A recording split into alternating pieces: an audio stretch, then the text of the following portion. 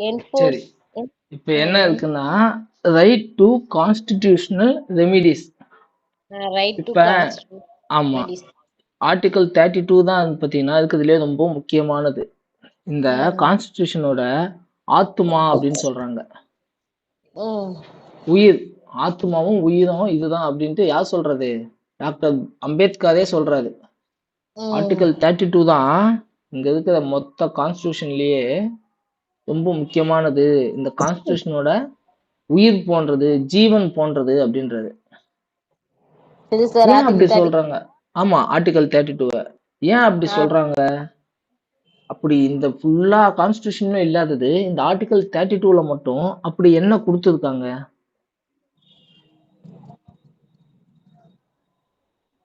பாத்துருவோமா அத? பார்க்கலாம் சார்.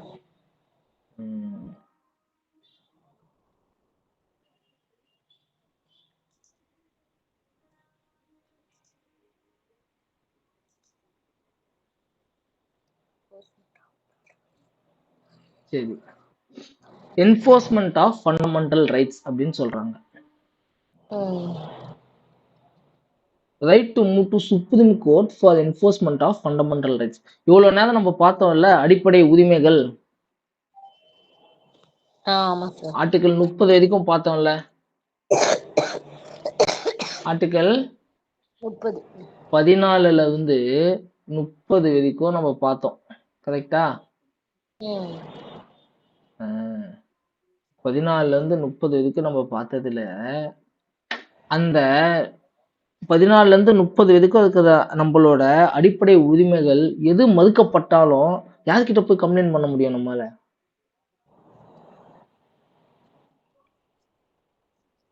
இப்ப உன்னுடைய அடிப்படை உரிமை உங்களுக்கு மறுக்கப்படுதுன்னு வைங்களேன், இப்ப உங்களை ஈக்குவலா ட்ரீட் பண்ண மாட்டாங்க, இல்ல உங்களுக்கு எஜுகேஷன் கொடுக்க மாட்டான்னு சொல்றாங்க. ஒரு கல்வி நிறுவனத்தில் நீங்க போயிட்டு நான் பாடம் படிக்கணும், எனக்கு கொடுங்க சீட்டு, அதுக்கான ஃபீஸ் நான் கட்டுறேன்னு சொல்லியுமே இல்ல கொடுக்க மாட்டாங்க அப்படின்னு சொன்னா நீங்க யார்கிட்ட போய் முறையிடலாம்? உரிமையாளர் தானே இல்லைன்னு சொல்றான், கொடுக்க மாட்டேன்னு சொல்றான். நாட்டோட சட்டத்தை பாதுகாவலர். ஏன்னா அது சட்டம், அந்த சட்டத்தை அவங்க நிறைவேற்றல, உங்களுக்கான அடிப்படை உரிமையை அவங்க கொடுக்கலன்னா அந்த சட்டத்தை பாதுகாக்க வேண்டிய உரிமையாளர்களை கிட்ட போயிட்டு நீங்க பாருங்க எனக்கு கிடைக்க வேண்டிய நியாயம் கிடைக்கல அப்படின்னு போய் முறையிடலாம். யாரு நம்ம நாட்டோட சட்ட பாதுகாவலர்கள்? யாரு? நீதிமன்றம். நீதிமன்றம். நம்ம சட்டத்தை பாதுகாக்கிறது யாருன்னா நீதிமன்றங்கள். சரியா? அந்த குறிப்பா இந்த ஃபண்டமெண்டல் ரைட்ஸ் அடிப்படை உரிமையில ஏதாச்சும் குந்தகம் வருது, ஏதாச்சும் டிஸ்டர்ப் பண்றாங்க, உங்களுக்கு கிடைக்காம பண்றாங்க, டிஸ்கிரிமினேட் பண்றாங்க உங்களை அப்படின்னா நீங்க நேரா சுப்ரீம் கோர்ட்டுக்கே போயிடலாம். என்னது? கீழமை நீதிமன்றம், கீழமை நீதிமன்றம், உயர் நீதிமன்றம், உச்ச நீதிமன்றம் தெரியுமா? கிளை நீதிமன்றம் கேள்விப்பட்டிருக்கீங்க. சரி, நம்ம அடுத்தடுத்த கிளாஸ்ல என்ன பண்றோம்னா ரொம்ப பேசிக்ல இருந்து ஃபுல்லா நம்ம படிக்கலாம். சரியா? பேசிக்ல இருந்து ஃபுல்லா படிக்கலாம். நம்ம நேரா இது படிக்கிறதுமே பாத்தீங்கன்னா அதெல்லாம் தெரிஞ்சுக்கிட்டு நம்ம ஹையர் எண்டுக்கு வரலாம். சரி, இப்ப நம்ம இந்த ஃபண்டமெண்டல் ரைட்ஸை முடிச்சிடலாம். சரி, உச்ச நீதிமன்றம் தான் இருக்கிறதுலயே அதிகமான பவர். ஓகேவா? டெல்லியில இருக்கு. டெல்லியில இருக்கு சுப்ரீம் கோர்ட். ஒவ்வொரு ஸ்டேட்டுக்குமே ஹை கோர்ட் இருக்கும், இந்தியாவுக்கு சுப்ரீம் கோர்ட் இருக்கும். சுப்ரீம் கோர்ட்ல நீ தீர்ப்பு சொல்லிட்டு அவ்வளவுதான், அதுக்கப்புறம் இதுவே கிடையாது, அதுக்கு மேல ஒரு கோர்ட் கிடையாது. சுப்ரீம் கோர்ட் தான் கடைசி அல்டிமேட் கோர்ட். சரியா? இப்ப ஆமா, நம்மளோட அடிப்படை உரிமைகள்லயே யாராச்சும் கை வச்சுட்டாங்கன்னா டைரக்டா சுப்ரீம் கோர்ட் போயிடலாம். எப்பயுமே டைரக்டா சுப்ரீம் கோர்ட்டை நம்ம அணுக முடியாது. ஃபர்ஸ்ட் கிளை நீதிமன்றங்களை அணுகணும். கிளை நீதிமன்றங்கள்ல உங்களுக்கு தீர்ப்பு கிடைக்கலைன்னா உயர் நீதிமன்றம், உயர் நீதிமன்றங்கள்லயும் உங்களுக்கு தீர்ப்பு சரியா கிடைக்கல, உங்களுக்கான நியாயம் கிடைக்கலன்னா உச்ச நீதிமன்றம் போய் நியாயத்தை கேட்கலாம். அதாவது இப்போ உங்களுக்கும் உங்க ஃப்ரெண்டுக்கும் பிரச்சனைனா கிளாஸ் டீச்சர் கிட்ட போவீங்க, கரெக்டா? கிளாஸ் டீச்சருமே உங்களுக்கான நீதியை கொடுக்கலன்னா என்ன பண்ணுவீங்க? ஹெச்ஓடி கிட்ட போவீங்க. ஹெச்ஓடி கிட்டயும் உங்களுக்கு கிடைக்கலன்னா பிரின்சிபால் கிட்ட போவீங்க. பிரின்சிபாலுக்கு அப்புறம் யாரும் கிடையாது. அந்த மாதிரிதான் ஃபர்ஸ்ட் கிளை நீதிமன்றங்களுக்கு போகணும், அதுக்கப்புறம் உயர் நீதிமன்றம், அதுலயும் கிடைக்கலன்னா உச்ச நீதிமன்றம். அந்த உச்ச நீதிமன்றம் தான் சுப்ரீம் கோர்ட். ஆனா நம்ம அடிப்படை உரிமையிலேயே ஒரு பிரச்சனை வந்து அப்படின்னா நீங்க கிளை நீதிமன்றம் உயர் நீதிமன்றம் போகணும்னு அவசியம் இல்லை, டைரக்டா நீங்க உச்ச நீதிமன்றத்துக்கே போகலாம்.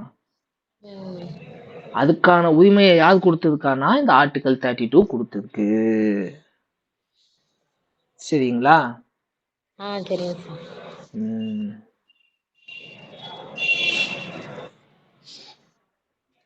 இதயம் மற்றும் ஜீவன் போன்றது. இந்த ஆர்டிகல் 32 இதயம் மற்றும் ஜீவன் போன்றது, heart and soul of the constitution.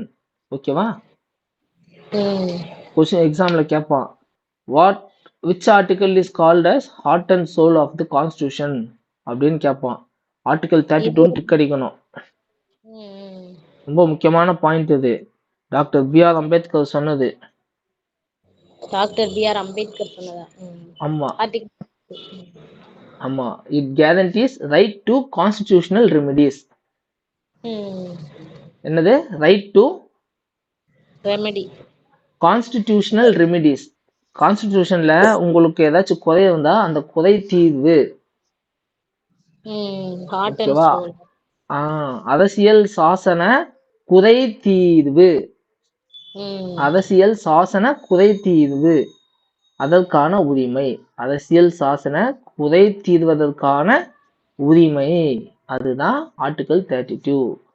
உங்களுக்கு இது வரைக்கும் கொடுத்த எந்த ஒரு அடிப்படை உரிமையிலையும் ஏதாச்சும் உங்களுக்கு அந்த அடிப்படை உரிமையை கொடுக்கல, மறுக்கிறாங்க அப்படின்னா அதோட அந்த குறையை தீர்த்து வைக்கிறதுக்கு தான் இந்த ஆர்டிக்கல். இந்த ஃபண்டமெண்டல் ரைட்ஸ் எல்லாம் உங்களுக்கு கிடைக்கிறதே ஒரு உரிமையா கொடுத்ததுதான். புரியுதா? ஃபண்டமெண்டல் அடிப்படை உரிமை உங்களுக்கு இருக்குல்ல, படிக்கிறது, எழுதுறது, சமமா நடத்தப்படுறது, பாகுபாடு பார்க்காம இருக்கிறது, தீண்டாமை இல்லாம இருக்கிறது, இதெல்லாம் உங்களுக்கு கிடைக்கணும்ன்றதே ஒரு உரிமை. அதுதான் ஆர்டிகல் 32.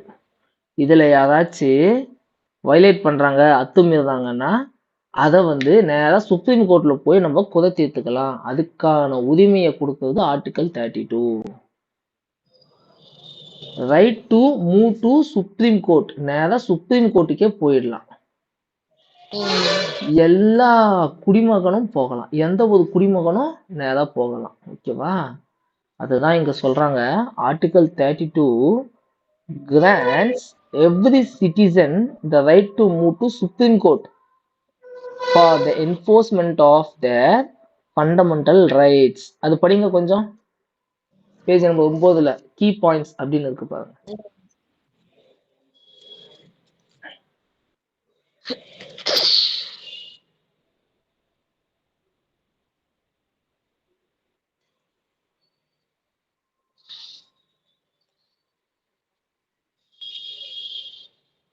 இருக்காமா? அந்த வர சார்.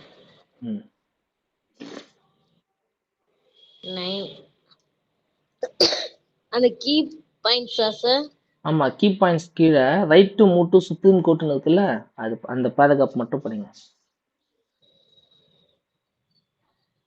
லைஃப் இல்லே காணாமே. பவர் டு இஷ்யூ ரைட்ஸா? அதுக்கு மேல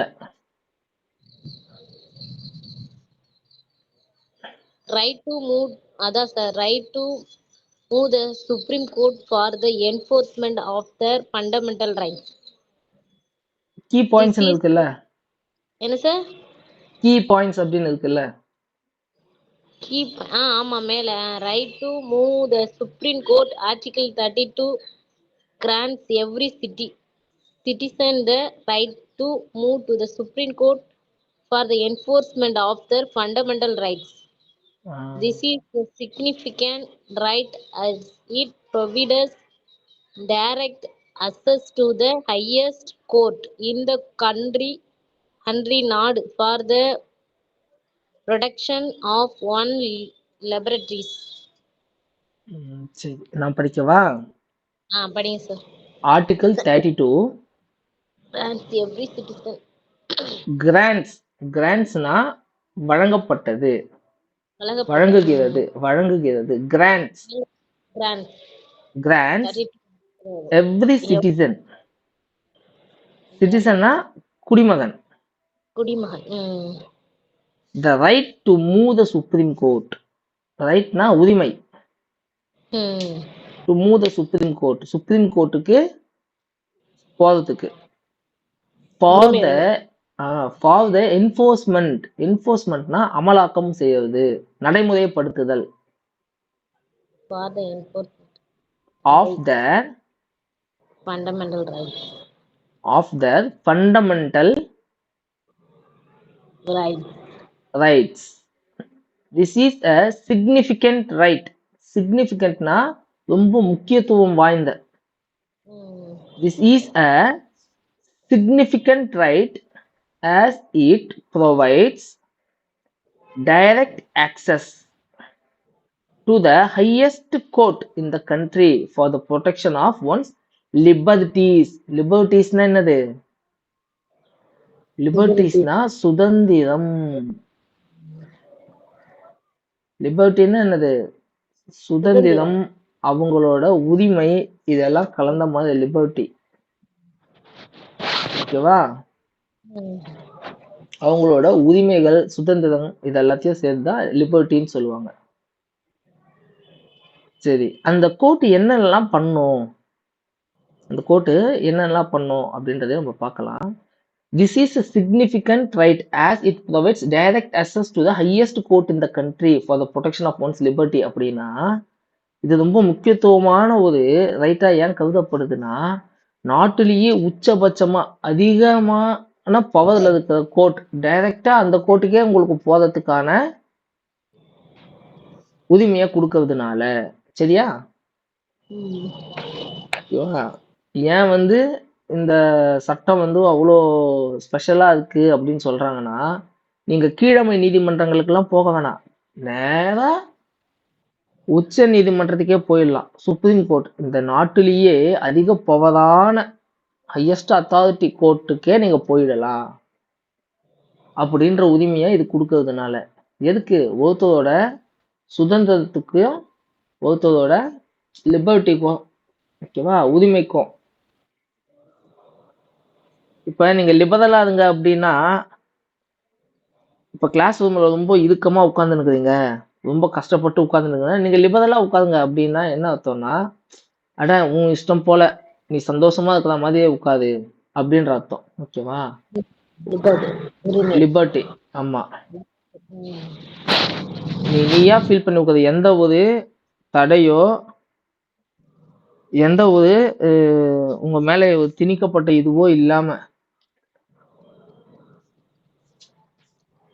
இருக்கிறது தான் லிபர்ட்டி.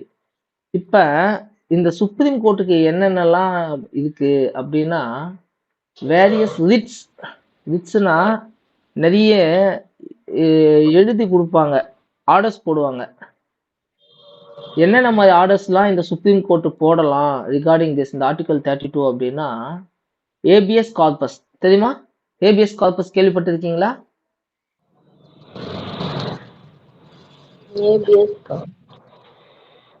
ஜெய்பீம் படம் பாத்தியாமா?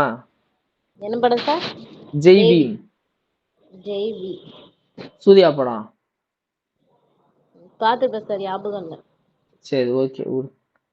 ABS corpus, mandamus, prohibition, certiorari and quo warranto. ஓகேவா? இந்த மாதிரி 5 போடலாம். ஓகேவா? Habeas corpus, mandamus, prohibition, certiorari, quo warranto அப்படின்னா என்ன அப்படின்றத 1 by 1 பாத்துருவோமா? பார்க்கலாம்.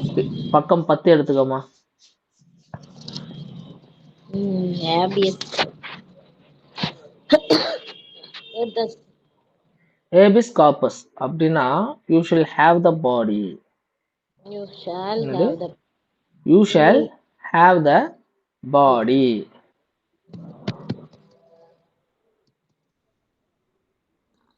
என்ன அதுக்கு மீனிங் அப்படின்னா, இப்ப இந்திய தண்டனை சட்டப்படி என்ன சொல்றாங்க, இல்ல இந்திய சட்டங்கள்லயே அரசியலமைப்பு சட்டம் நிறைய சட்டம் உங்களுக்கு வந்து இது மாதிரி கொடுத்துருக்கு. நம்ம ப்ரீவியஸா பார்த்தோம் இல்லையா, ஒருத்தர் அரெஸ்ட் பண்ணணும் அப்படின்னா ஆர்டிகல் 22ல பார்த்தோம் இல்லையா,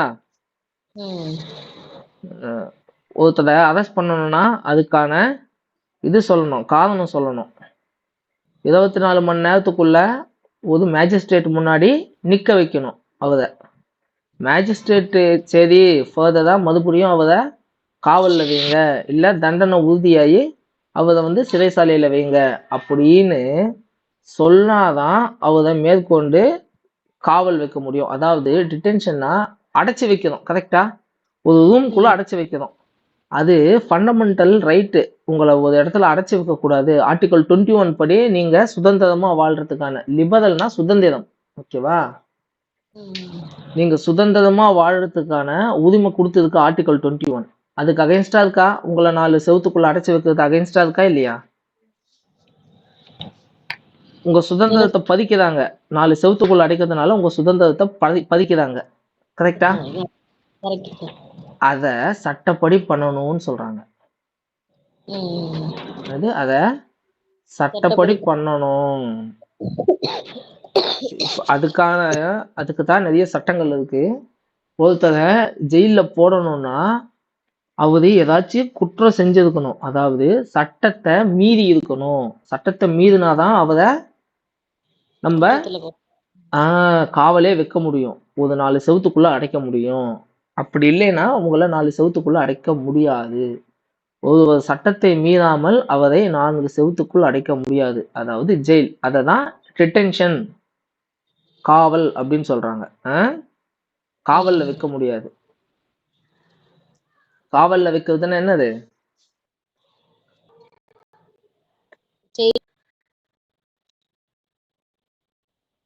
காவல்ல வைக்கிறதுனா அவரை வந்து 4 செவத்துக்குள்ள அடைச்சு வைக்கணும், அதாவது ஜெயில போட்டு வைக்கணும், ஓகேவா? சார் வாய்ஸ் பிரேக் ஆகுது.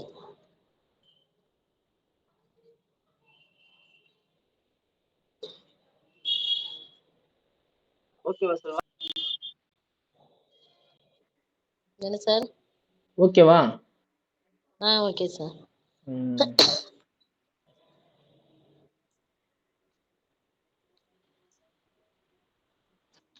இப்ப அந்த மாதிரி காவல்ல வச்சிட்டோம் அப்படின்னா, இப்போ தண்டனைய ஒரு குற்றம் பண்ணிட்டீங்க, அப்புறம் இஷ்டத்துக்கு போலீஸே எடுத்துன்னு போய் உள்ள வச்சிடலாமா? ஒரு 10 நாள் 20 நாளைக்கு வைக்க முடியாது.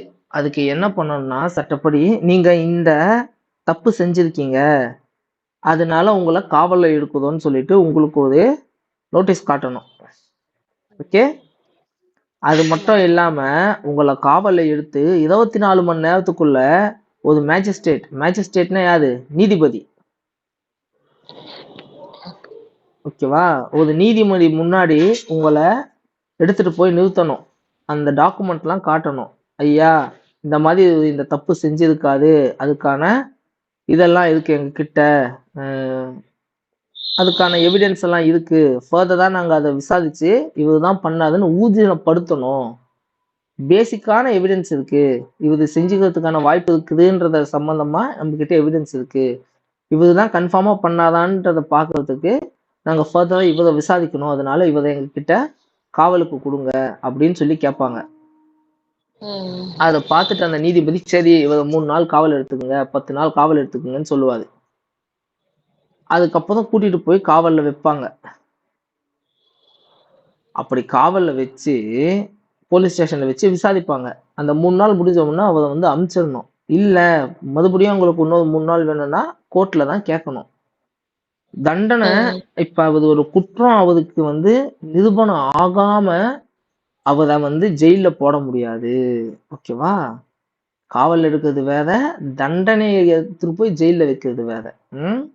தண்டனை நிரூபணம் ஆயிடுச்சுன்னா 10 வருஷம் 5 வருஷம் ஜெயில போடுங்கன்னு சொல்லுவாங்க. அது ஜெயில போடுவாங்க. அதுக்கு முன்னாடி காவல் எடுக்கிறது வந்து பாத்தீங்கன்னா அதுதான் காவல் எடுக்கிறது, டிடென்ஷன். ஓகேவா? இப்ப அந்த மாதிரி போலீஸ் வந்து எடுத்துட்டு போயிடுறாங்கன்னு வைங்களேன், காவலுக்கு எடுத்துட்டு போயிடுறாங்க. அந்த மாதிரி காவல் எடுக்கும்போது அவங்களோட சொந்தக்காரங்களுக்கு இன்டிமேட் பண்ணணும், இந்த மாதிரி இருக்கு, இந்த மாதிரி அவர் காவல் எடுக்குதுன்னு சொல்லிட்டு நெருங்கிய சொந்தங்களுக்கு இன்டிமேட் பண்ணணும். ஒய்ஃபோ, அம்மாவோ, அப்பாவோ, குழந்தைகளோ, கூட பிறந்த அண்ணன் தம்பியோ, அந்த மாதிரி யாரோ ஒருத்தருக்கு வந்து பாத்தீங்கன்னா தகவல் சொல்லணும். சரியா? இப்ப எந்த ஒரு தகவலும் சொல்லாம அவன் பாட்டுன்னு எடுத்துட்டு போயிட்டு ஒரு 10 நாள் 20 நாள் வச்சு சாத்துன்னு சாத்துனா என்ன ஆகுது? பண்ணக்கூடாது. குற்றம் செஞ்சாதான் போய் பண்ணணும். அவன் குற்றம் செய்யலாம் செய்யல, குற்றம் செஞ்சவனா கூட இருக்கட்டும், யாருக்குமே எதுவுமே சொல்லல, உங்க சொந்தக்காரங்களுக்கு எல்லாம் சொல்லல, எடுத்துட்டு போயிட்டு 20 நாள் எங்கேயோ வச்சு விசாரணை பண்றாங்கன்னு வைங்களேன், அப்போ உங்களோட அடிப்படை உரிமை, சுதந்திரமா வாழ்றதுக்கான அடிப்படை உரிமை பறிக்கப்படுதா? ஆமா. அத உங்களோட உரிமைய உங்களுக்கு பாதுகாத்து கொடுக்க வேண்டியது யாரு? யாரோட கடமை? உரிமையாளரோட கடமை. பாதுகாவலரோட கடமை. சட்ட பாதுகாவலர் இங்க யாரு? சுப்ரீம் கோர்ட், உச்ச நீதிமன்றத்தோட கடமை. அது என்ன பண்ணும்? ஹேபியஸ் கார்பஸ் பெட்டிஷன் நம்ம போடுவோம். உங்களோட சொந்தக்காரங்க ஹேபியஸ் கார்பஸ் பெட்டிஷன் போட்டாங்கன்னு வைங்களேன், ஒரே இது பண்ணுவாங்க, யூ ஷல் ஹேவ் த பாடி. அவரை சட்டத்துக்கு இந்த கோர்ட்டுக்கு முன்னாடி எடுத்தாந்து ஒப்படைங்க, உயிரோடவோ இல்ல இறந்திருந்தா பிணமாகவோ. என்னது? அவரை உயிரோட இருந்தா உயிரோட எடுத்தாந்து காட்டணும், பிணமா இருந்தா தோண்டி எடுத்தாந்து பணமா எடுத்தாந்து காட்டி இப்படிதான் ஆகுதுன்னு அவங்க நிரூபிக்கணும். அதனால சட்டத்துக்கு புறம்பா போலீஸ் எடுத்துட்டு போய் அடைச்சு வைக்கிறாங்க. அப்படி போலீஸ் இல்ல, யாரோ ஒருத்தவங்க பக்கத்து வீட்டுக்காரவங்க கிட்னாப் பண்ணிட்டு போயிடுறாங்க, ஏதோ ஒண்ணு, யாரோ ஒருத்தவங்க திடீர்னு வந்து நீங்க வந்து காணாம போயிருங்க, போலீஸ் ஸ்டேஷன்ல கம்ப்ளைண்ட் கொடுத்துமே எப்பா தெரியலப்பா சொல்றாங்க அப்படின்னா, ஹேபியஸ் கார்பஸ் பெட்டிஷன் போட்டீங்கன்னா குறிப்பிட்ட நாட்களுக்குள்ள கோர்ட்டு முன்னாடி அவர் எத்தாந்து நிக்க வச்சே ஆகணும். அது அவங்களோட கடமை. அதுதான் ஹேபியஸ் கார்பஸ். இத போடும். ஏன் ஹேபியஸ் கார்பஸ் யூஸ் ஆகுது? சட்டத்துக்கு புறம்பா நம்மளோட சுதந்திரமா வாழற அந்த உரிமையை யாரும் பறிக்க கூடாது, பறிக்க முடியாதுன்றதுக்கோசரம் கவர்மெண்ட் நம்மளுக்கு ஹேபியஸ் கார்பஸ்ன்ற ஒரு சட்டம் வந்துச்சு. அதை வந்து இது போடும். எது போடும்? சுப்ரீம் கோர்ட் போடும். இன்னும் அட்வான்ஸா போனா எமர்ஜென்சின்னு சொல்லுவாங்க தெரியுமா? எமர்ஜென்சி பீரியட்ல நீங்க காணாம போனா கூட ஹேபியஸ் கார்பஸ் போட்டு எடுத்துட்டு வரலாம். எமர்ஜென்சி பீரியட்னா என்ன தெரியுமா? அவசர கால சட்ட பிரகடனம். அவசர கால சட்டத்துல என்னென்னலாம் பண்ணுவாங்க? சரி, அது ஃபர்தரா நான் உங்களுக்கு இன்னும் டீப்பா எடுக்கும்போது அது எடுக்கிறேன். ஓகேவா? இப்ப மாண்டமஸ் செகண்ட் என்னது? மண்டமஸ். மண்டமஸோட அர்த்தம் என்னது? வி கமாண்ட் யூ, நான் கட்டளை இடுகிறேன். ஓகேவா? சரி, மாண்டமஸ் எதுக்கு போடுவாங்கன்னா, நீங்க ஏதோ ஒரு பிரச்சனை, உங்களோட அடிப்படை உரிமைய யாரோ வந்து இது பண்ணிட்டாங்க, ஓகேவா? உங்களை வந்து ஒரு பேச்சுக்கு சொல்றேன், ஒருத்தரை ஜாதி பார்த்து ஒருத்தர் திட்டாதுன்னு வைங்க, அந்த மாதிரி திட்டலாமா? திட்டக்கூடாது, தப்பு. ஆர்டிகல் 14ல என்ன சொல்றாங்க? ஜாதி மதம் எதுவும் பார்க்க கூடாது. 5 சொல்லுவாங்க. ஜாதி, மதம், இனம், பிறப்பிடம், பாலினம். இந்த 5ஐயும் வச்சு பார்க்க கூடாது, பாகுபாடு பார்த்து நம்மள தாழ்வா நடத்தக்கூடாதுன்னு சொல்றாங்க. அந்த மாதிரி ஒருத்தன் பண்ணிட்டாங்கன்னு வைங்களேன், ஃபர்ஸ்ட் என்ன பண்ணுவீங்க? போலீஸ்ட கம்ப்ளைண்ட் கொடுப்பீங்க, கரெக்டா? ஆமா. அது என்ன பண்ணணும், சட்டப்படி நடவடிக்கை எடுக்கணும். சட்டப்படி நடவடிக்கை எடுக்கலன்னு வச்சுக்கலாம். சட்டப்படி நடவடிக்கை எடுக்கலன்னா அவரோட கடமையை செய்ய மாட்டாரு, கரெக்டா? நம்மளோட அடிப்படை உரிமையே பறிபோத விஷயத்திலேயே அவரு சட்டப்படி நடவடிக்கை எடுக்கல அப்படின்னா நீங்க என்ன பண்ணலாம், சுப்ரீம் கோர்ட்டுக்கு போயிடலாம். சுப்ரீம் கோர்ட் என்ன பண்ணும், மேண்டமஸ் போடும். மேண்டமஸ் ஆர்டர்ஸ் போடும். மேண்டமஸ் போட்டா நான் சொல்றேன் இதை செய், அவங்களுக்கான இதை வந்து சட்டப்படி நடவடிக்கை எடு, உன்னுடைய வேலையை கரெக்டா செய்யு அப்படின்னு சொல்லிட்டு உத்தரவு கொடுக்கும். ஓகேவா? அதுதான் மேண்டமஸ். மேண்டமஸ்க்கு என்ன அர்த்தம், வி கமாண்ட் யூ.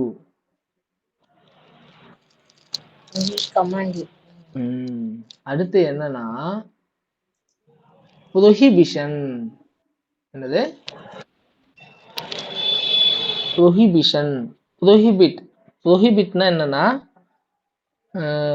தடுக்கிறது, இதை செய்யாத அப்படின்னு தடுக்கிறது தான் ப்ரோஹிபிட் பண்றது. ஓகேவா? இதை செய்யாதீங்க அப்படின்னு உங்களை யாராச்சும் தடுக்கிறாங்கன்னா அவங்க ப்ரோஹிபிட் பண்றாங்க அப்படின்னு சொல்றாங்க. ஸ்மோக்கிங் ஹியர் இஸ் ப்ரோஹிபிட்டட் அப்படின்னு போடுவாங்க. அதாவது இங்க ஸ்மோக் பண்றது தடுக்கப்பட்டுள்ளது. அதுதான் ப்ரோஹிபிஷன், ப்ரோஹிபிட் அப்படின்றதோட மீனிங். இந்த திட்டு என்ன பண்ணும் அப்படின்னா, இப்ப கீழமை நீதிமன்றங்கள் இருக்குன்னு வையேன், லோயர் கோர்ட்ஸ் இருக்கு. ரீசன்ட் நியூஸ்லாம் பாப்பியாமா? சரி, இப்ப ரீசெண்டா அமைச்சர் பொன்முடின்னு ஒருத்தர் இருக்காதுல்ல? ஆமா, பொன்முடி அமைச்சர் என்ன பண்ணாரு, சரி பொன்முடி கூட விடு, செந்தில் பாலாஜி கேஸ் தெரியுமா உனக்கு? செந்தில் பாலாஜி ஏதோ பண்ணிட்டான்னு, ஏதோ பண்ணிட்டான்னா என்னன்னா, அவரு வந்து டிரான்ஸ்போர்ட் மினிஸ்டரா இருந்தாரு. அவர் டிரான்ஸ்போர்ட் மினிஸ்டரா இருந்தப்ப கண்டக்டர், பஸ் கண்டக்டருக்கு வந்து பாத்தீங்கன்னா ஒரு 20-60 வேகன்சி இருந்துச்சு போல, குறிப்பிட்ட அளவு வேகன்சி இருக்கு. அதுல ஏதோ குளறுபடி ஆயிடுச்சு அப்படின்றதுதான் அவரு மேல வைக்கப்பட்டிருக்கிற குற்றச்சாட்டு. அது கீழ் நீதிமன்றத்துல இப்ப வந்து ஒருத்தர் என்ன பண்றாரு, நான் காசு கொடுத்தேன், காசு வாங்கிக்கணும் ஒரு போட்டாதான் வேலை, சரியா? இப்போ ஒருத்தர் கீழ் நீதிமன்றத்துல போயிட்டு எங்க காசு கொடுத்துமே எனக்கு வந்து வேலை வாங்கி கொடுக்கலன்னு சொல்லிட்டு கேஸ் போட்டாரு. நான் கொடுத்த காசாச்சும் திருப்பி கொடுக்க சொல்லுங்க, இல்ல எனக்கு வேலை கொடுக்க சொல்லுங்க அப்படின்னு சொல்லி கேஸ் போட்டாரு. கேஸ் போட்டு என்ன ஆச்சு, அந்த கேஸ் வந்து அதுக்கப்புறம் கேஸ் கோர்ட்டுக்கு போன உடனே இவங்க எல்லாம் சால்வா பேசுவாங்கல்ல, அமைச்சர் சைட்ல இருந்து சால்வா பேசுவாங்க, இவங்க வந்து சால்வா பேசி ஓகே நான் காசு கொடுக்குறேன் உங்களுக்கு திருப்பி அந்த காசு கொடுத்ததான்னு சொல்லிட்டாங்க. இப்ப உச்ச நீதிமன்றம் இதுல தலையிட்டுடுச்சு. தலையிட்டு ஏயா நீ அதெல்லாம் ஓகே, நீ காசு கொடுத்து லஞ்சம் கொடுத்தல அது தப்பு, நீ லஞ்சம் வாங்கினல அது தப்பு, நீ அவனுக்கு காசை திருப்பி கொடுக்குறன்னு சொன்னா அப்ப நீ காசு வாங்கியிருக்கன்றதுதானே அர்த்தம். நீ காசு வாங்கலைன்னா நீ ஏன் திருப்பி கொடுக்கணும் அப்படின்னு சொல்லிட்டு அதனாலதான் இப்ப அவரு வந்து ஜெயில போட்டு அது மேல கேஸ் நடக்குது. ஓகேவா? அவர் வாங்கினாதான் வாங்கலையா அதெல்லாம் அப்பாற்பட்டது. பட் இருக்கிற சாராம்சம் அதுதான். உச்ச நீதிமன்றம் என்ன பண்ணுது, கீழ் நீதிமன்றம் பண்ணது தப்பு, அவன் காசு கொடுத்தாங்க அப்படின்றது சொல்லும் போதே அதுவே ஒரு குற்றம்னு அது மேல நீங்க வழக்கு தொடுத்து இருக்கணும், அது தொடுக்காம இருக்கிறது ரொம்ப தப்பு. அரசியல்வாதிகளுக்கோ இல்ல பணத்துக்கோ எதுக்குமே கீழ் நீதிமன்றங்கள் அஞ்சக்கூடாது அப்படின்னு சொல்லிட்டு உச்ச நீதிமன்றம் கண்டிஷன் போடுது. அதாவது பிரின்சிபல் என்ன பண்றாரு, ஹெச்ஓடி மேல ஹெச்ஓடி இதெல்லாம் பண்ணாதீங்க, வாத்தியாதுங்களே இந்த மாதிரி தப்பெல்லாம் பண்ணாதீங்க, அந்த பையன் பார்க்கறதுக்கு பயில்வான் மாதிரி இருக்குதான்றதுக்கோசரம் அவன் தப்பு பண்ணா அவனை கண்டிக்காமலாம் இருக்கக்கூடாது, அவனை கண்டிக்கணும் அப்படின்னு யார் சொல்றது, பிரின்சிபால் சொல்றாரு. அந்த மாதிரிதான் இது. ஓகே, நீங்க இந்த மாதிரி பண்ணக்கூடாது, கரெக்டா பண்ணணும் அப்படின்னு சொல்றதுதான் ப்ரோஹிபிஷன். அது யார் பண்ணுவா? உச்ச நீதிமன்றம் பண்ணும். அதோட லெவலை விட கீழே இருக்கிற கோர்ட்டுக்கு தான் பண்ணும். சரியா? ஓகேவா?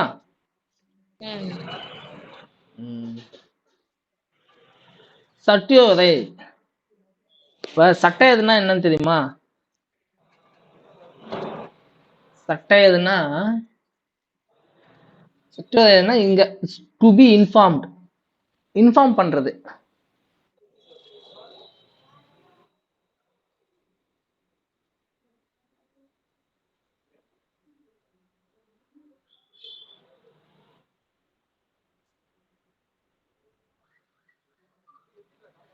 இப்ப சட்டம் எதுனா இப்ப நான் சொன்னேன் இல்லையா அந்த கேஸ் சொன்னலம்மா, செந்தில் பாலாஜி கேஸ் சொன்னேன் இல்லையா, அமைச்சர் கேஸ். இப்ப லோயர் கோர்ட்டோட ஒரு டெசிஷன் எடுத்துட்டாங்கன்னு வைங்களேன், ஒரு சட்டப்படி ஒரு தீர்ப்பு கொடுக்கணும். ஆனா அந்த சட்டத்துக்கு மாறா ஒரு தீர்ப்பு கொடுத்துறாங்க தெரியாம. என்னது? சட்டத்துக்கு மாறா தீர்ப்பு கொடுத்துட்டாங்க தெரியாம, சட்டத்துக்கு மாறா ஒரு தீர்ப்பு கொடுத்துட்டாங்கன்னா, நீங்க சுப்ரீம் கோர்ட்டுக்கு போனீங்கன்னா அந்த கீழ் நீதிமன்றம் கொடுத்த ஜட்ஜ்மெண்ட்ல இருக்கிற மிஸ்டேக்கை சுட்டி காட்டி நீங்க இந்த தீர்ப்பை மாத்துங்க. ஓகேவா? இந்த தீர்ப்பை மாத்துங்கன்னு சொல்லிட்டு சொல்லுவாங்க. சொல்லி இவங்களே மாத்தி ஒரு தீர்ப்பு கொடுப்பாங்க. இப்ப கீழ் நீதிமன்றத்துல சட்டம் தப்பா கொடுத்துட்டாங்க, புரியுதா? அதுதான் எல்லாத்துக்குமே ஒரு செக் வைக்கிறாங்க பாருங்க சட்டத்துல. இப்ப கீழே இருக்கிற நீதிபதி எல்லாம் நம்ம தான் பெரிய ஆளு, நம்ம இஷ்டத்துக்கு சட்டத்தை எழுதலாம்னு எழுதிட முடியாது, நம்ம இஷ்டத்துக்கு தீர்ப்பு எழுதலாம்னு எழுதிட முடியாது. அது தப்பா பண்ணிட்டாங்க, தப்பான தீர்ப்பு கொடுத்துட்டாங்கன்னா அதை நம்ம சுப்ரீம் கோர்ட்ல போய் அப்பீல் பண்ணோம்னா அவங்க அதை பார்த்துட்டு அதுல இருக்கிற ஃபேக்ட்ஸ் எல்லாம் பார்த்துட்டு ஆமா கீழ் நீதிமன்றம் கொடுத்தது தப்பு அப்படின்னு சொல்லிட்டு கீழ் நீதிமன்றத்துக்கு ஒண்ணு சொல்லுவாங்க. அப்புறம் இவங்க ஒரு தீர்ப்பு கொடுப்பாங்க. அதுதான் சட்டோதை. ஓகேவா?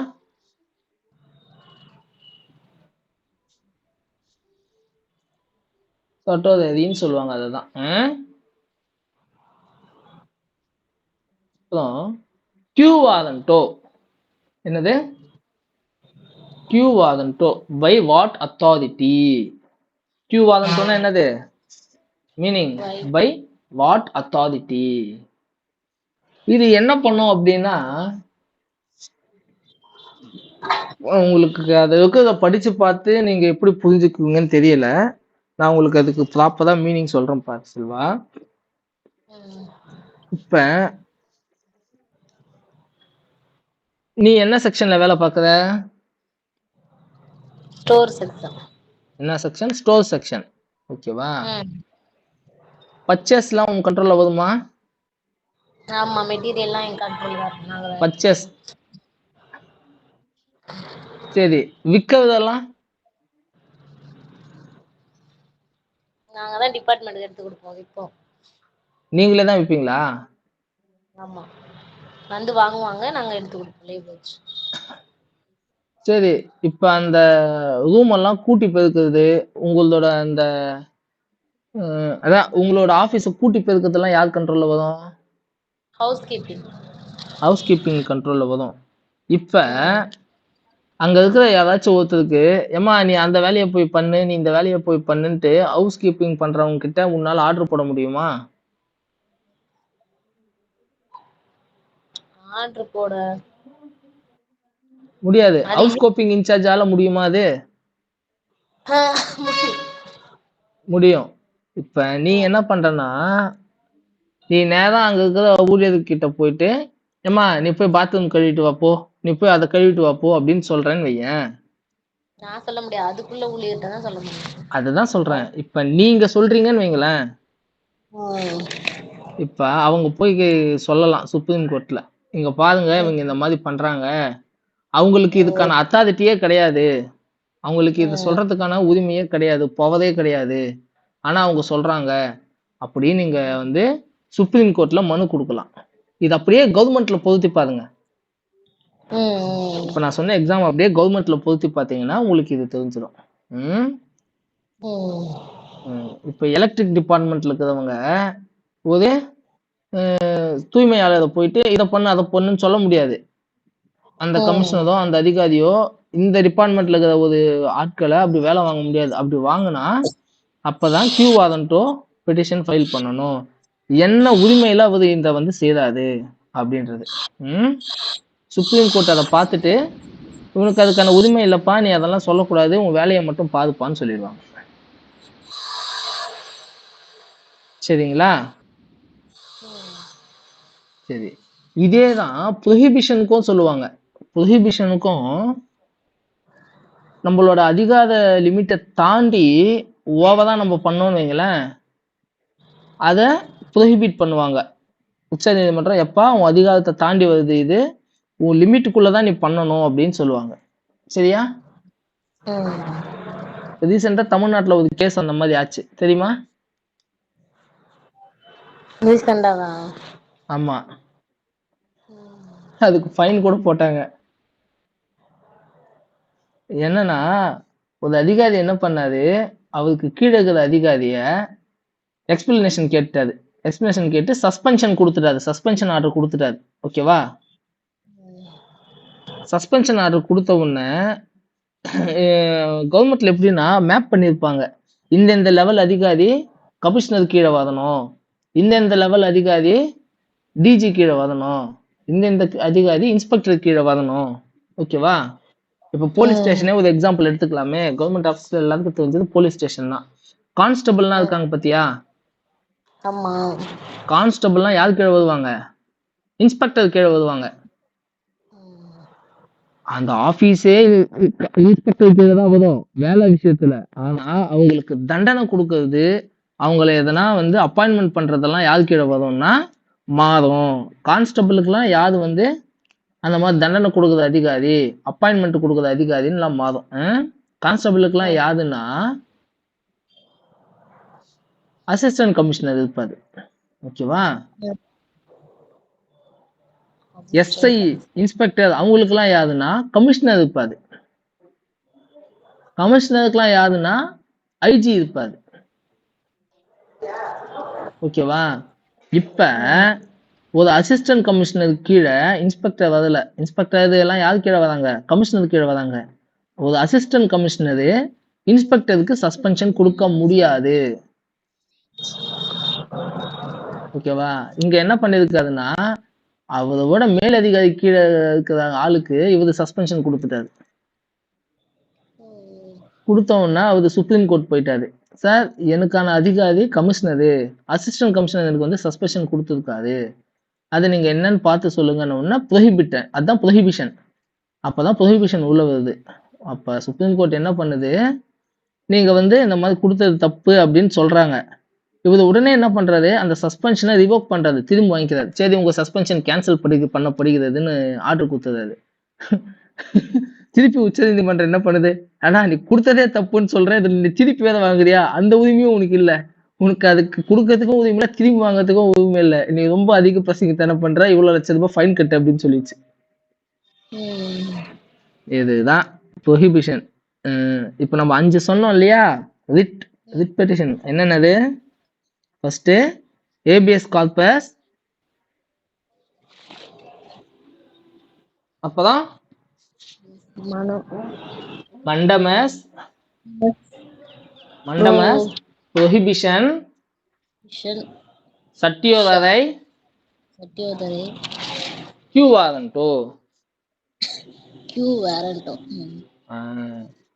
ஓகேவா? புரிஞ்சுதாம்மா? புரிஞ்சு சார். சரி, இதெல்லாம் எதுக்கு சுப்ரீம் கோர்ட் கிட்ட இருக்கு இந்த பவர்ஸ் எல்லாம்? சரி, இந்த ரிட்ஸோட முக்கியத்துவம் என்ன? இந்த ரிட்ஸோட முக்கியத்துவம் என்ன? ஏதாவது உரிமைனா பாதுகாப்பு போய் கவர்மெண்ட் சட்டத்துக்கு புறம்பா நம்ம மேல ஏதாச்சும் ஆக்ஷன் எடுத்தாங்கன்னா அதை கண்ட்ரோல் பண்ற ரெகுலேட்டரி தான் என்னது, இந்த ரிட்ஸ். ஓகேவா? சட்டத்துக்கு புறம்பா உங்களை வந்து காவல்ல வைக்கிறாங்க, சட்டத்துக்கு புறம்பா உங்களுக்கு பனிஷ்மெண்ட் கொடுக்குறாங்க, உங்களுக்கு சட்டம் சரியா கிடைக்கல, உங்களோட அடிப்படை உரிமையே உங்களுக்கு கிடைக்கல அப்படின்னா இந்த ரிட்ஸ் எல்லாம் உங்களுக்கு யூஸ் ஆகும்.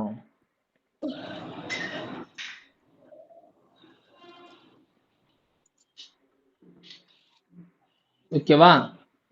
Okay sir. அடுத்து ஆர்டிகல் 33.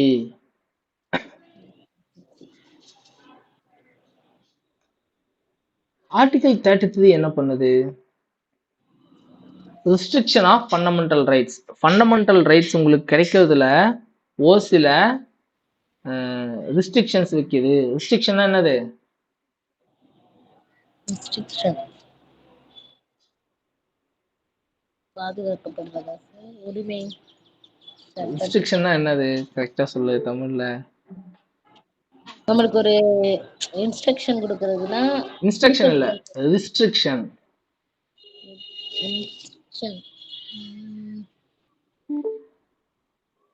கேள்வி எழுப்புறதா? இல்ல.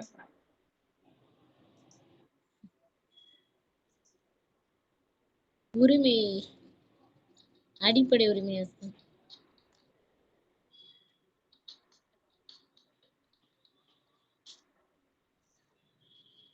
ரெஸ்ட்ரிக்ஷன்னா என்னன்னா வரம்பு வைக்கிறது. வரம்புகளா? ஆமா, கட்டுப்பாடுகள். கட்டுப்பாடுகள். ரெஸ்ட்ரிக்ஷன் என்னது? கட்டுப்பாடுகள். கட்டுப்பாடு. உங்களோட அடிப்படை உரிமைய உங்களுக்கு இதெல்லாம் இப்ப கிடைக்காது, இதெல்லாம் இப்ப கிடைக்காதுன்னு சொல்றதுதான் ரெஸ்ட்ரிக்ஷன். யாருக்கெல்லாம் அந்த ரெஸ்ட்ரிக்ஷன் இருக்கும் அப்படின்னா டிசிப்ளினரி ஃபோர்ஸ் அப்படின்னு சொல்லுவாங்க. Example police, military, armed force. ஓகேவா? இதுல வேலை பண்றவங்களுக்கெல்லாம் ஒரு சில அடிப்படை உரிமை கிடைக்காது. என்னது? அவங்களுக்கு ஒரு சில அடிப்படை உரிமை கிடைக்காது. என்னென்ன அடிப்படை உரிமை எல்லாம் கிடைக்காது?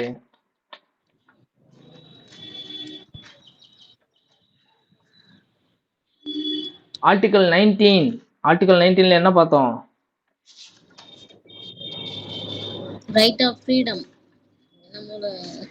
Article 19 right of speech. அப்பதான்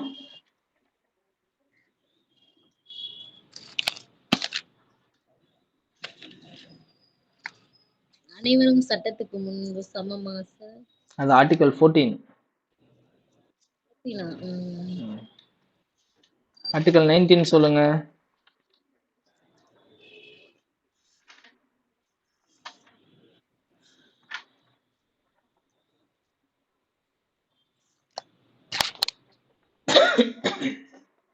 எல்லாருக்கும் கிடைக்கக்கூடிய சட்டம், உரிமை சட்டம் கிடைக்கணும்னா இல்லையே.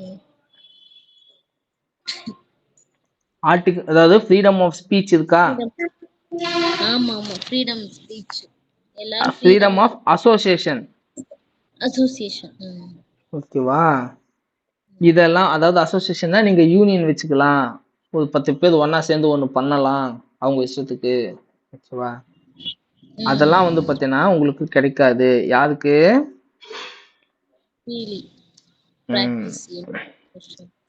Armed force. ஆர்ம்டு ஃபோர்ஸ்னா முப்படைகள். அப்பதான் போலீஸ் ஃபோர்ஸ், காவல்துறை.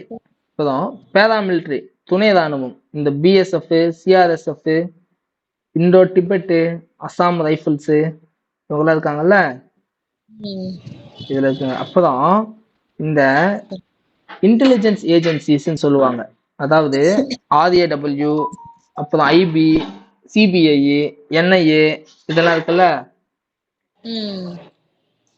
இவங்களுக்கு எல்லாமே அந்த கட்டுப்பாடு இருக்கு. அப்புறம்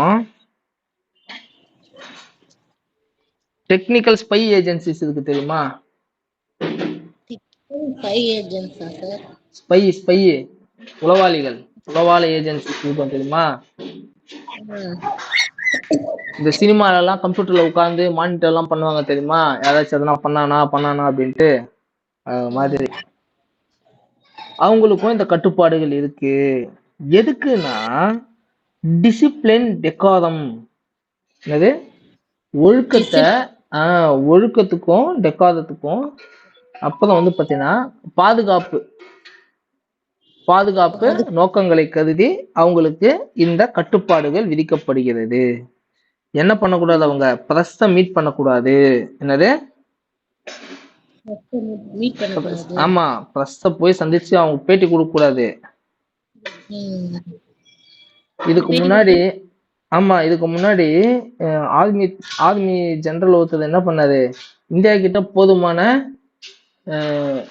ஆயுதங்கள் இல்ல அப்படின்னு சொல்லிட்டு, ஆர்மியில போதுமான ஆயுதங்கள் இல்ல அப்படின்னு சொல்லிட்டு பிரஸ் மீட் பண்ணி சொன்னதுனால வேலையை விட்டு தூக்கிட்டாங்க. ஆமா, அது அந்த டிசிப்ளினரி ரூல்ஸ்ல வருது இல்ல, பிரஸ் மீட் பண்ண கூடாதுன்ட்டு.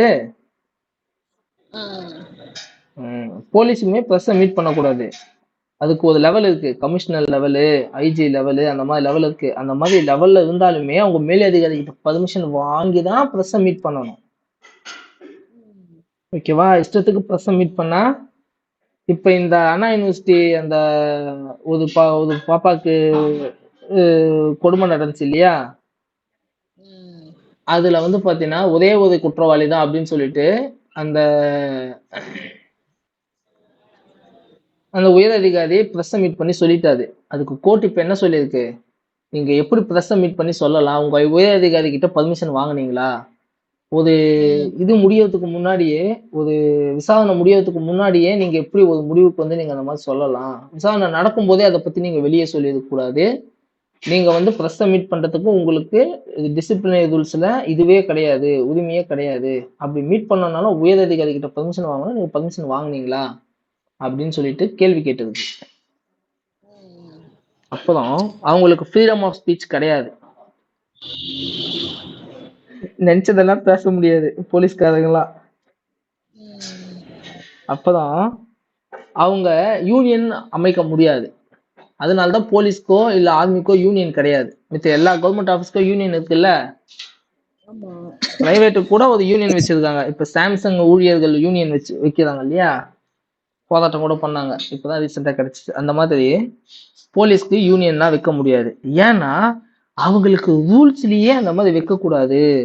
அந்த அவங்களோட அந்த அடிப்படை விதிகளுக்கு கட்டுப்பாடு ஆர்டிகல் 33 கான்ஸ்டிடியூஷன்லயே கொடுத்துட்டான். ஓகேவா? அதனால அவங்க அதை வைக்க முடியாது. இதுதான் ஆர்டிகல் 33யோட சாராம்சம். சரியா? சரி, ஆர்டிகல் 34. ஆர்டிகல் 34ம் கட்டுப்பாடுகள் தான். எதோட கட்டுப்பாடுகள்னா மார்ஷியல் லா. என்னது மார்ஷியல் லா? மார்ஷியல் லானா ராணுவ சட்டம். ராணுவ சட்டம்.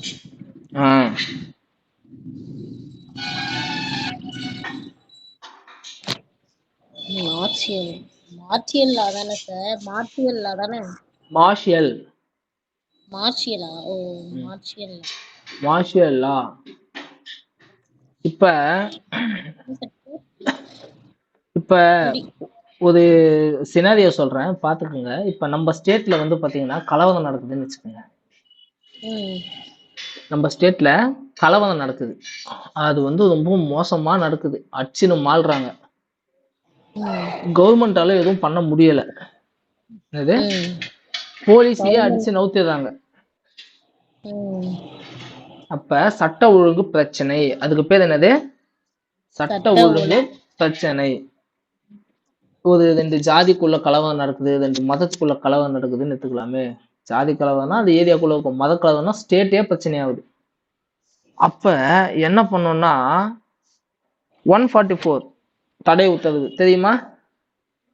ஊரடங்கு 144 ஊரடங்கு போட்டுருவாங்க. இப்ப இதுக்கு போட்டாங்க பாருங்க, கொரோனா பீரியட்ல கர்ஃபியூ போட்டாங்கல்ல, 144 தான். மக்கள் யாரும் வெளியே வரக்கூடாது, வீட்டுக்குள்ளேயே இருக்கணும், அதான் 144. அதை போட்டு மார்ஷல் லா இம்ப்ளிமெண்ட் பண்ணுவாங்க. அங்க மார்ஷல் லாவை அமல்படுத்திடுவாங்க. ராணுவ சட்டத்தை அங்க அமல்படுத்திட்டாங்கன்னா போலீஸ்க்கெல்லாம் அங்க பவர் கிடையாது. என்னது, போலீஸ்க்கெல்லாம் பவர் கிடையாது. மிலிட்ரிக்கு மட்டும்தான் பவர். அங்க சிஎம் இருக்கலாம், யார் இருந்தாலும் யாருக்கும் பவர் கிடையாது. மிலிட்ரிக்கு மட்டும்தான் பவர். சட்ட ஒழுங்கு அதிகாரம் யாருக்கு இருக்கு? மிலிட்ரிக்கு மட்டும்தான் இருக்கு. ஓகேவா? அவங்க என்ன பண்ணுவாங்கன்னா, அந்த மிலிட்ரில வந்துடுச்சுன்னா அங்க மித்த லா எல்லாமே அங்க செல்லாது. வேற எந்த லாவும் செல்லாது. உங்களோட அடிப்படை உரிமை எதுவுமே அங்க செல்லாது. திடீர்னு அந்த போலீஸ் நேரா உங்க வீட்டுக்குள்ள வருவாங்க, மிலிட்ரி நேரா வீட்டுக்குள்ள வருவாங்க, பாப்பாங்க, அடி அடின்னு அடிப்பாங்க, போவாங்க. அந்த உரிமை அவளுக்கு இருக்கா? அவங்களுக்கு அதுதான் மார்ஷல் லா. ஓ, ஓகேவா? அதுதான் மார்ஷல் லா. அதுக்கப்புறம் இது மாதிரி ஒண்ணு நடந்திருக்கு. இந்த மார்ஷல் லா இருக்கும்போது இப்போ ஒருத்தர் எடுத்துட்டு போயிட்டு மிலிட்ரி சட்ட விரோதமா கொன்னுதாங்கன்னு வைங்களேன், அவங்களோட இப்ப யாராச்சும் ஒருத்தர் எடுத்து தூக்கிட்டு போனா ஹேபியஸ் கார்பஸ் போடலாம்ல. போடலாம். மார்ஷல் லா அப்ப கூட போடலாம்.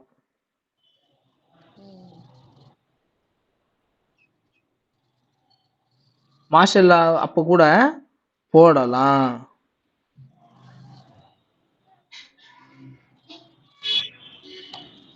மார்ஷல் லா அப்ப என்ன எந்த சட்டம் இருக்கும்னா ஹேபியஸ் கார்பஸ் மட்டும் இருக்கும். ஓகேவா? ஹேபியஸ் கார்பஸ் நீங்க போடலாம். மார்ஷல் லா இருக்குன்றதுக்கோசரம் ஒருத்தனை தூக்கின்னு போயிட்டு கொல்ல முடியாது. அதே மாதிரி மார்ஷல் லா இருக்கும்போது ஒருத்தருக்கு தனி மனித சுதந்திரம் இருக்கு. ஆர்டிகல் 21 அவங்களுக்கு செல்லும். 21ல தனி மனித சுதந்திரம் இருக்கும். ஓகேவா? அவ்வளவுதான். மார்ஷல் லால தனி மனித சுதந்திரம் இருக்கும். அப்பதான் ஹேபியஸ் கார்பஸ் இருக்கும். அப்புறம் மணிப்பூர் தெரியுமா? மணிப்பூர் தெரியுமாமா? மணிப்பூர் கேள்விப்பட்டிருக்கேன். இப்ப கூட பத்தின எரியுது இல்ல, சண்டை போட்டுனுக்குறாங்கல்ல. மணிப்பூர்ல மார்ஷல் லா மாதிரியே ஒரு ஆக்ட் இருக்கு. Armed forces special provision act அப்படின்னு ஒரு ஆக்ட் இருந்துச்சு. என்னது?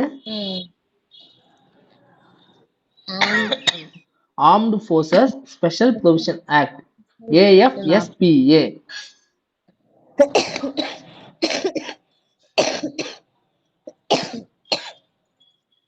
ஓகேவா? ஆர்மி யார வேணா போய் என்கொயர் பண்ணலாம், அவங்கள சுட்டு கூட கொல்லலாம். ஆர்மி யாரும் எதுவுமே கேட்க முடியாது. ஓகேவா? இப்ப அங்க என்ன ஆகுது அப்படின்னா 2000ல மாலோ அப்படின்ற வில்லேஜ்ல 10 பேரை கொண்டுதாங்க ஆர்மி. இஷ்டத்துக்கு உள்ள பூந்து 10 பேரை கொண்டுதாங்க. ரொம்ப அராஜகமா இருக்குது, அட்டூழியமா இருக்குது. அங்க இருக்கிற மக்கள் யாருமே மணிப்பூர்ல நிம்மதியாவே இருக்க முடியல. அசாம் ரைபிள்ஸ் அப்படின்ற ஒரு படை இருக்காங்க. நான் சொன்னேன் இல்லையா இப்ப இந்தோ டிபெட்டியன், BSF, CRPF, அந்த மாதிரி அசாம் ரைபிள்ஸ்னு ஒரு ஃபோர்ஸ் இருக்கு. அந்த ஃபோர்ஸ் என்ன பண்றாங்கன்னா 10 பேர் கொன்னுறாங்க மாலோல. அதை எதிர்த்து ஈரோம் ஷர்மிளா அப்படின்றவங்க என்ன பண்றாங்கன்னா 2016 வரைக்கும் 500 வாரம் என்னது 500 வாரம் ஃபாஸ்டிங் இருக்காங்க, உண்ணாவிரதம் இருக்காங்க. ஒன்லி ட்ரிப்ஸ் தான் அந்த அம்மாக்கு. சாப்பாடே கிடையாது. ஒன்லி ட்ரிப்ஸ்லயே உயிர் வாழ்றாங்க. போராட்டம் இருக்காங்க. போராட்டம் இருந்துமே ஒண்ணும் பண்ண முடியல. அந்த லா அங்க அப்படியேதான் வந்துச்சு மணிப்பூர்ல. கடைசியில அவங்க என்ன முடிவு பண்ணாங்கன்னா, இதெல்லாம் வேலைக்கு ஆகுது, போராட்டம்லாம் வேலைக்கு ஆகுது, நம்ம அரசியல்ல குதிச்சு நம்ம ஒரு அதிகாரத்தை கைப்பற்றி இந்த நாட்டு மக்களுக்கு நல்லது செய்வோம்னு சொல்லிட்டு அரசியலுக்கு வந்து மொத்தமா 90 ஓட்டு தான் வாங்கி சொன்னோம். என்னது? மொத்தமா 90 ஓட்டு. ஆமா, இதுதான் மார்ஷல் லா. மார்ஷல் லா இருந்துச்சுன்னா ரொம்ப மோசமா இருக்கும்.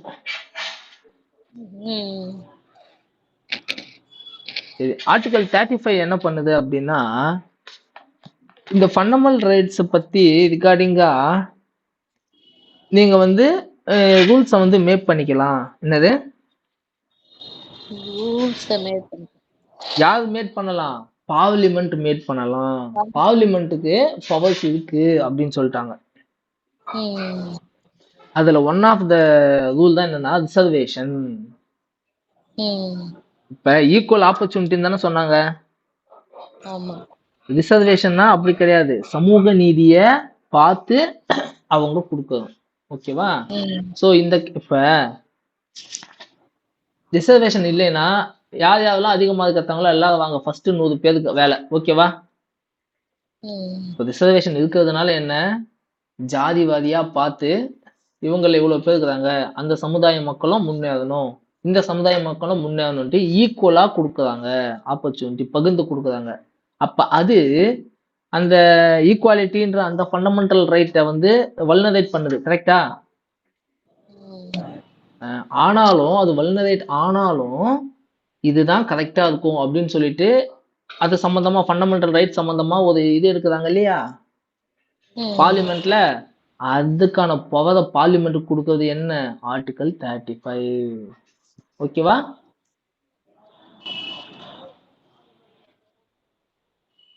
சரியாம்மா? ம். சரிங்க சார். புரிஞ்சுதா? ம். புரிஞ்சு சார். அவ்வளவுதான். Okay okay sir. சரி, இன்னைக்கு கிளாஸை வைண்ட் பண்ணிக்கலாம். ம். சரி, நாளைக்கு நம்ம அடுத்த இது பார்ப்போம். சரிங்க. பாய்மா. ஆர்டிகல் என்ன இருக்கு சார்? ஃபண்டமெண்டல் ரைட்ஸுக்கு இவ்வளவுதான். அதெல்லாம் சரி. இருக்கு, 300 சில்லற ஆர்டிகல் இருக்கு, கவலையே படாத. ஆத்தாடி. எல்லாத்தையுமே நம்ம படிக்க தேவையில்ல. சட்டத்தப்புல யார் அம்பேத்கர் எழுதுனது சார்? அம்பேத்கர் மட்டும் தனியா எழுதல. அம்பேத்கர் அதுக்கான நிறைய வேலை அம்பேத்கர் தான் செஞ்சாரு. கொஞ்ச நாள்ல அம்பேத்கர் எல்லாம் விட்டுட்டாங்க. நிறைய வந்து அம்பேத்கர் தான் பண்ணாரு. அதனால அம்பேத்கருக்கு பெருமைன்னு வையேன். ம். அந்த கமிட்டியில அம்பேத்கர் தான் தலைவர். Okay okay. சட்டம்னாலே அவர் தான். ஆமா, அவருதான் பங்கு நிறைய ஆற்றினாரு. ம். சரி, நம்ம வந்து பேசிக்ஸ் எல்லாம் நாளைக்கு படிச்சிடலாம். நாளைக்கு நாளான்னைக்கு அந்த மாதிரி அடுத்தடுத்த, நாளைக்கு இல்ல நாளான்னைக்கு, நாளைக்கு டியூட்டி போயிடுவாரு. சரிங்க சார். சரிம்மா. Friday sir. ம்.